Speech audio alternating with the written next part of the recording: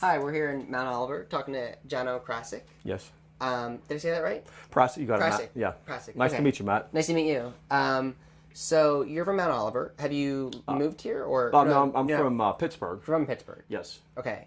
And then you moved to Mount Oliver. No, we don't live in Mount Oliver. you don't? We live in the city. We're next to Mount Oliver. Got it. So if you want. Okay. That's But your art gallery's on the border, or? it's in the border. It's on the city side. Okay. Yes. Tell me about your art gallery, I guess. It's an art gallery and studio. I bought, it was an old gas station in 2000, and I turned it, when I decided to get in the art business, it's a great, it's a busy intersection, it's a gateway to Southside where we're at, and I thought this is a great place to work, to meet clients and do work locally and nationally, and I love it.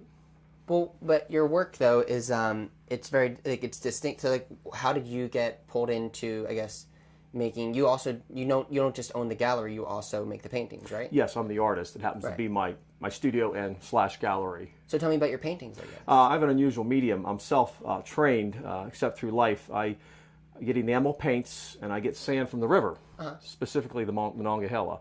And I incorporate my sand in my original paintings with latex enamel. It gives it a rough blue collar look. And in the art world, you got to be different. And it was a hobby for me for years, and I was encouraged by things in life. You got to be something different, and it's worked.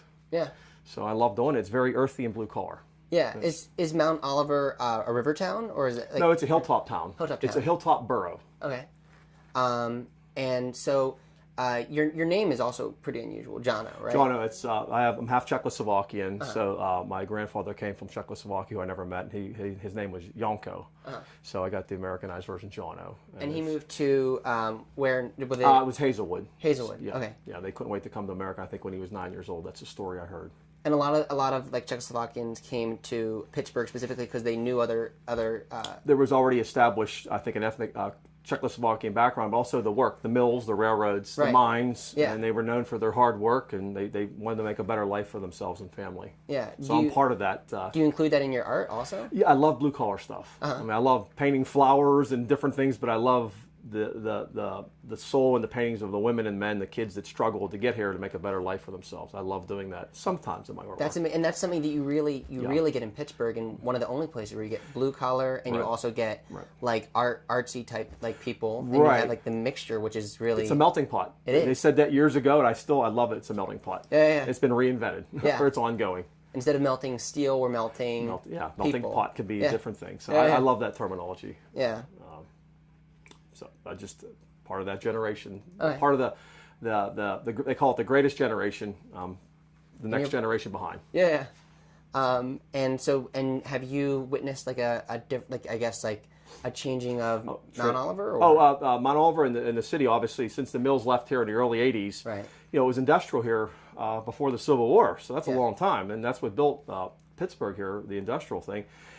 Since everybody was uprooted in the 80s, that changed the dynamics of the schools and everything else, the loss of population. So Pittsburgh, I think, was on the forefront of reinventing themselves with the medical community, becoming greener with the environment, the service industry. And then so there's 90 neighborhoods in Pittsburgh, and Mount Oliver is one of them, and it's been reinventing themselves, like all the Southside Slopes where I live at. Yeah. Oh, so then that area that you live is called the Southside Slopes. Okay. And it's on top. It's like Mount Washington over. And that's really come back the last 15 years because of the views. Southside has the flats, and there's a hill. We're up on the hill. The views are stunning. Oh, the views! That's another great thing about Pittsburgh. All about the view. All about the view, and you don't have to be a millionaire, multimillionaire to have a You can be a regular person and have a multi-million-dollar view, and I love that. There's so many places in Pittsburgh with the hills looking down. You can do that, and it's affordable. And you mentioned it's green. It's like it is. It's really very green.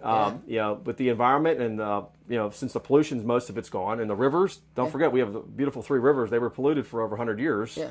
And now a couple of years ago, they had a bass fishing tournament come here. And bass are very, with the environment, they don't like pollution. Yeah. They can't tolerate. The bass masters, whoever those people were, they love coming here. So it was weird for me.